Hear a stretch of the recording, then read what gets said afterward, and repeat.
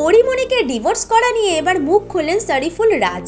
পরিমণির চেহারা ভারী হয়ে যাচ্ছে এই নিয়ে আগেই চিত্র পরিচালকদের মধ্যে ক্ষোভ ছিল।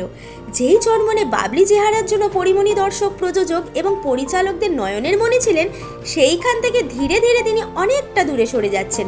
বর্তমানে তাকে নিয়ে কাজ করতে চাইছেন না অনেক চিত্র পরিচালক, সেটা তার শারীরিক স্থূলতাকে কেন্দ্র করেই। নিজেকে ধরে রাখতে পারছেন না পরিমণি।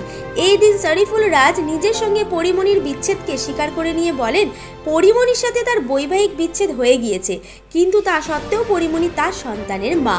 সেই সম্মান তিনি সব সময় দিয়ে আসবেন নায়িকাকে। প্রসঙ্গত সন্তান প্রসবের কারণেই নিজেকে ধরে রাখতে পারেননি পরিমণি, কিন্তু তার পরপরই তার সঙ্গে বিচ্ছেদ করেন শরীফুল রাজ। তাহলে কি শুধুমাত্র পরিমণির থেকে সন্তানই চেয়েছিলেন রাজ? পরিমণির পেশাদার জীবনকে ক্রমশ শেষের পথে এগিয়ে চলেছে।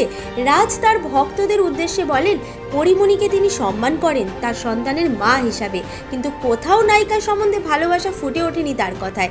অর্থাৎ এই মুহূর্তে পরিমণিকে ছেড়ে বেরিয়ে আসাতে কোনো রকম সংশয় নেই তার স্বামীর। ঘরে বাইরে এক চরম অবজ্ঞার মুখে এক সময়ের 1 নম্বর নায়িকা পরিমণি। তাই কি মাঝে মাঝে নিজেকে হারিয়ে ফেলছেন তিনি? কখনো পানশালায় ঢুকে ভাঙচুর করছেন, কখনো আবার নিজের শারীরিক গঠনের কারণে বাদ পড়ছেন নির্ধারিত পরিচালকদের ছবি থেকে। বাংলাদেশে তার অগণিত ভক্তকুল বারবার চাইছেন যেন আবার ক্যামেরার সামনে দেখতে পাওয়া যায় এই অপরূপ সুন্দরীকে। সে কথা পরিমণি নিজে কি বুঝতে পারছেন? টাইমলাইন ক্রিয়েশনের পক্ষ থেকে আমরা বারবার চাই নিজের পুরনো রূপ ফিরিয়ে এনে আবার ক্যামেরার সামনে আসুন এই নায়িকা। এই ধরনের আরো ভিডিও পেতে এবং এই মুহূর্তের সময়ের সঙ্গে আপডেট থাকতে এখনই সাবস্ক্রাইব করুন টাইমলাইন ক্রিয়েশন।